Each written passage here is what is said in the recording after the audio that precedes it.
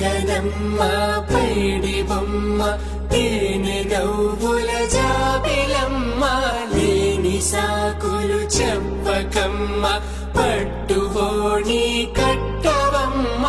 నాన్నయదపై నిన్నటిదాకా అల్లరి ఆటలు ఆడినా